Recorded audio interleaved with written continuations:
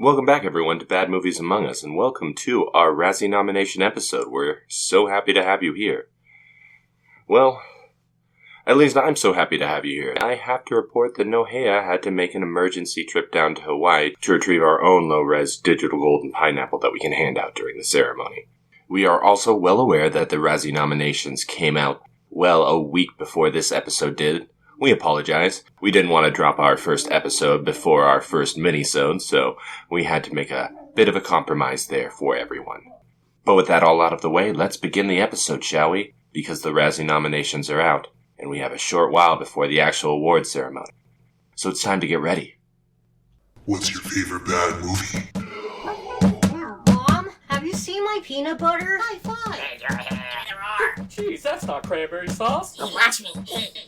Some movies are bad. Some are just plain rotten. I'm not bad. I'm just filmed that way. Movies among us. Alright, welcome to our Razzie nomination episode, everyone. Thanks for coming. Thanks for joining us. I think we've got a pretty fun one for you. I've been looking through the list, writing up this episode, and I am much more excited than when I started. It looks like a really great list for the Razzies this year. So as I've been looking through the list, it looks like we have a lot of repeat offenders. That's nothing new and no big surprise. But I did want to mention, right as we get off the bat, we have a new category with the Razzies this year. We have the Worst of Bruce Willis category. As Bruce Willis has been in 7 movies this year, he is now up for his own Raspberry nomination just for his own worst performance in his own category, which is a bit fun. I think we should also keep in mind as we're having fun with the Razzies that a lot of these actors are a little bit overworked. They are the people working during this pandemic, and they've been making a lot of sacrifices to put out a lot of content. That being said, a little bit of it's falling flat. Maybe a lot. Let's go ahead and dive into what's what, shall we? We'll go ahead and start off with every category, and then we'll make our way back to the beginning and go through each movie a little bit more in depth. So with that in mind, let's go ahead and start off, shall we? So right off the bat, for Worst Picture, we have one of our biggest contenders, Diana the Musical, the Netflix version, an interpretation of the horrific tragedies leading up to Princess Diana's death, played out as an upbeat teenage musical. That's what everybody wants, isn't it? Next we have Infinite, a movie that's sure to make me rethink all of my criticisms about Tenet.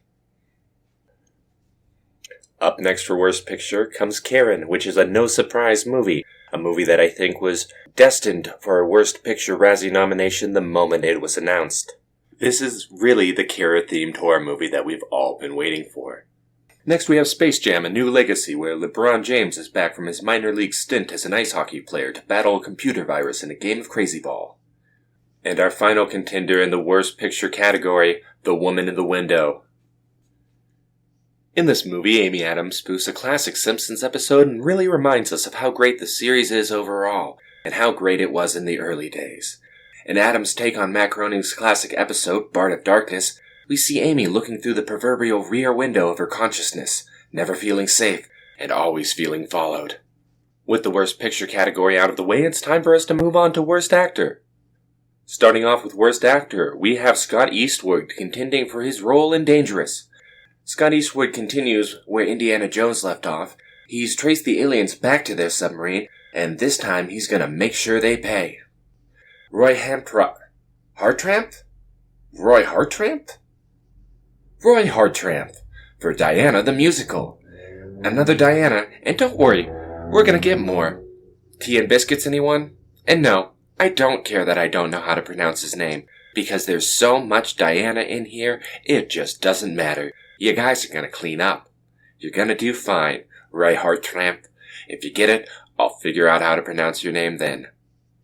LeBron James gets a nomination for his role in Space Jam: A New Legacy, coming up yet again. It's like, what if reality was just a simulation, man? Right. Ben Platt gets a nomination for his role in Dear Evan Hansen, a suicide guilt cash grab shuffled out to cash in on the time of Corona. And Mark Wahlberg gets nominated for his role in Infinite. Next up we have the Worst Actress category.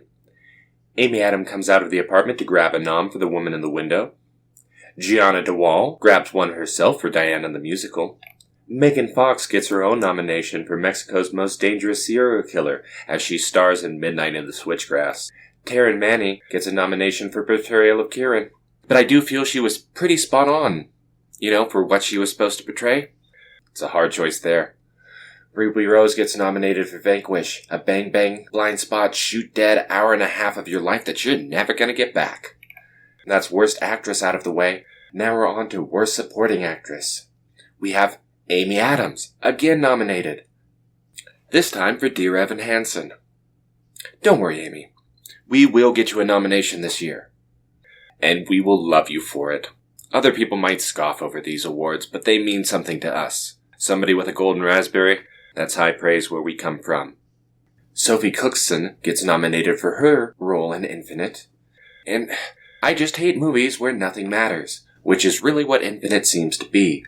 Erin Davey gets nominated for her role in Diana the Musical, and I just have to ask, who came up with this concept? Who thought this was a good idea? This is not a loving homage, you guys are just discoteching the dead.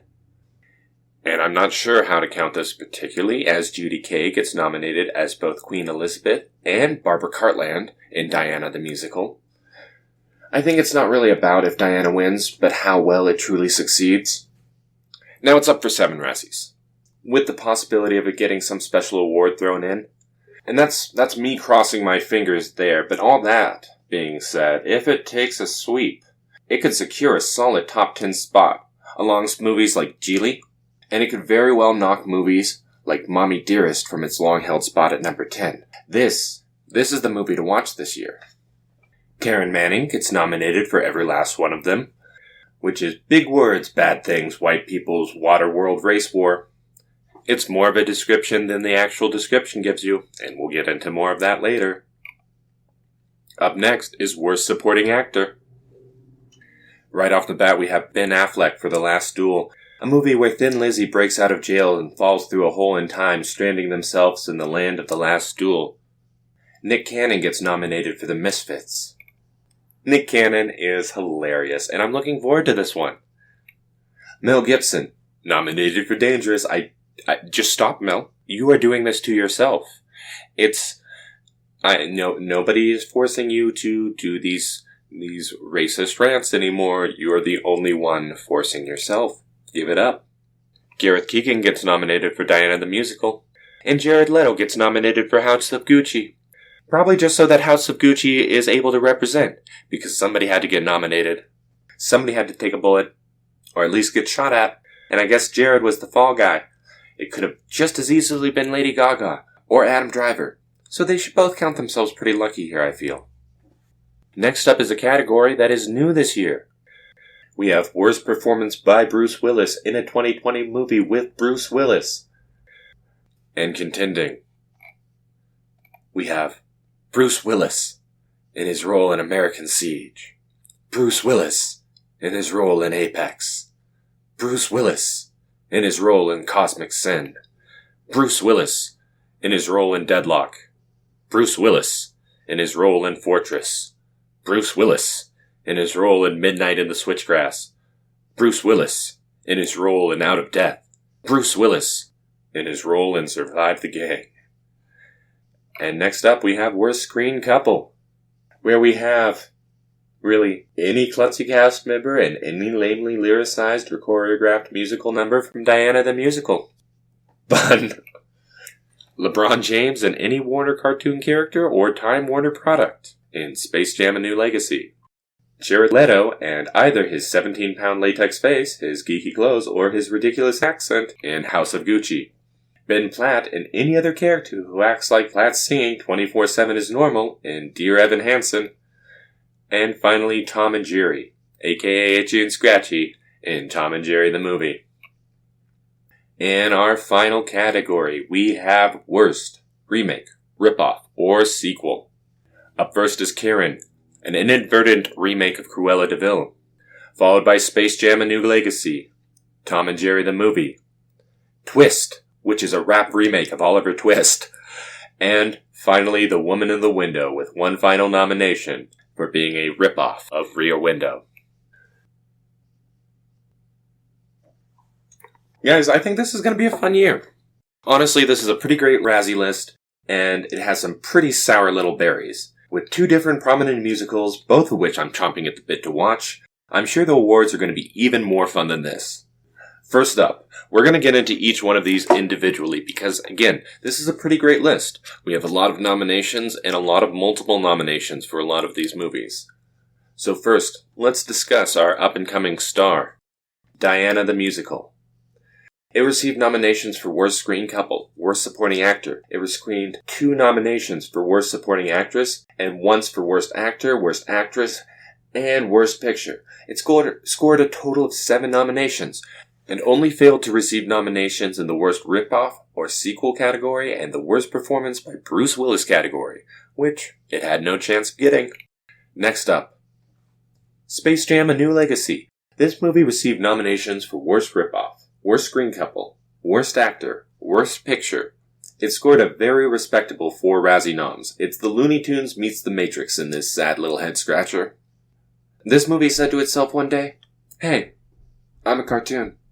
None of this matters." And it just had as little fun with that premise as possible. It's an honestly weird sequel that says, I don't know. As rules don't even apply. The game doesn't matter. There are no consequences. And anything resembling reality died a long time ago. Will this change anything for LeBron and his son? Meh. It's an overall okay bad movie. Nothing to write home about. It won my highest praise of not being entirely boring. But our central focus watching this movie was simply watching characters in the background, which is not a great point for a bad movie. That being said, there are some pretty spectacular background characters to watch. I wouldn't even want to spoil them for you, because again, that's the best part of the film. Up next, we're going to talk about Karen. And Karen did what Karens do best. She got razz with it. Karen was nominated for Worst Ripoff, Worst Remake, Worst Actress, and Worst Picture category. And this one I don't think was any big surprise. This movie was doomed to skid from the beginning. It came away from the ceremonies well. This is actually one Nohan and I watched several months ago, and it was bad, but not as bad as it could have been. It was pretty decent for a bad movie watch, but altogether failed as a horror concept. There's just too many actual Karens out in the real world for this concept to really work as a horror movie. Jordan Peele exposed something that a lot of people weren't aware of when he produced Get Out, and it was something that a lot of people tried to capitalize on, but a lot less effectively than Peele was able to. I think Lovecraft Country did a good job. But Lovecraft Country and Get Out, and even to a lesser degree Us, they don't really rely solely on racism to set the tone of the film. They backdrop it a bit. And there's a reason for that, because it's too omnipresent for it to be a continual fear without the over-the-top weirdness and uncontrollability of a Lovecraftian theme. And when you watch a movie like Karen, you start to understand why that is. Threats just don't work when they're omnipresent and on a terrestrial level. Yes, a regular-sized alligator is scary, but it's not scary enough to make a movie out of. And just like a Karen, you get out of its way and you just let it crawl back to its swamp on its stomach. You don't try and get in a fight with the alligator, and you don't try and get in a fight with a Karen. You let it crawl back on its stomach, back to its swamp. That being said, the actual usage of the name Karen to represent a particular type of woman is a little bit passé, I feel. It's a little bit mean. I'm not huge into the Karen joke. I mean, there are people named Karen less and less every year. If you look at the statistics, the usage of Karen as a negative connotation, it has actually driven the use of the name Karen down so low as to be an incredibly uncommon used name at this point. It has driven it from prominence.